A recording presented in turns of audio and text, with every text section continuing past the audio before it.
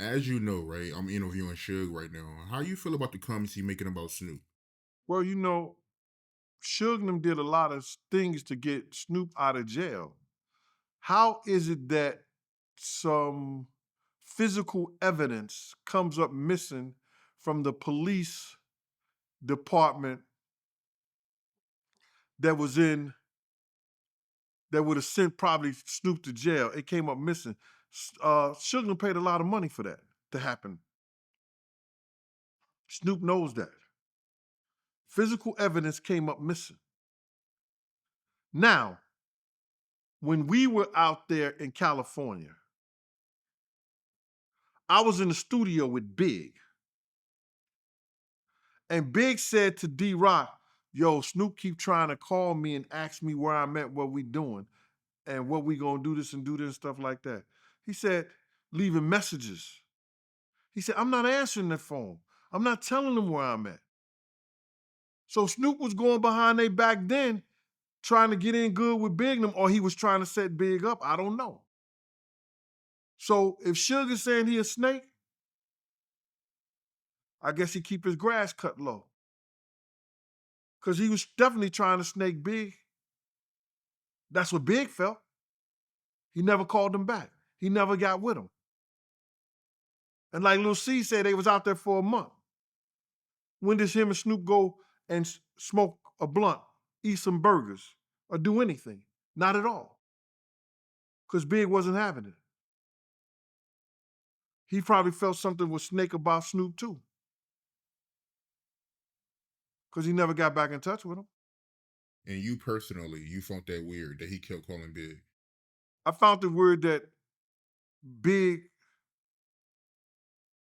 the way Lil C said that they was cool with Snoop and everything like that, why didn't Big entertain him? Why didn't Big let him know what studio they was in? Why did Big let him know where they was at? He felt something strange about that also.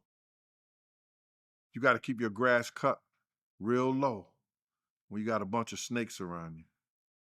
And evidently, Suge knew a lot of this that Snoop was doing, and it made him feel a certain kind of way. You got to realize Snoop came to New York and said he didn't have a problem with Big and them. He didn't have a problem with nobody. And Pac felt a certain kind of way behind that. Went on Steve Harvey's show with Puff. Like, that's my dude, this, that, and the third. But yet and still, Big came out to California and you don't see not one picture of him and Snoop together. You don't see not one place where they smoked a blunt together. Both of them like to smoke. We was in the studio with Bone Thugs and Harmony. Snoop never came over there. So you tell me, was they really that cool? Or it was just a facade that was put up? The other night, it was crazy that I think the Notorious was playing. Um, the song Hypnotized. The Hypnotized was playing. And every time I hear that song Hypnotized, not only March 9th play back in my mind, the time I was in the Winnebago and me and Big was discussing life and all the dreams that he had for himself and from the people around him. When he was talking about his love for Charlie Baltimore and how great of a rapper she was gonna be. You understand? When he was talking about how nice Cameron was and that he felt he was the nicest out the bunch. You know what I mean? What he was gonna do for Lil C's and Lil Kim and Junior Mafia, whether he was gonna get a new Junior Mafia, he was gonna keep like one or two guys if everybody don't show that they really want to work. His business atmosphere.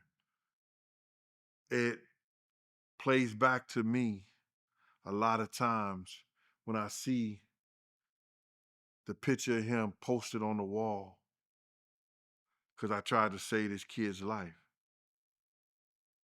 And it's just heartbroken that he told me his dreams, and I never ever to this day ever shared it with any of his kids. But they could come to the Art and Dialogue and see it. All right?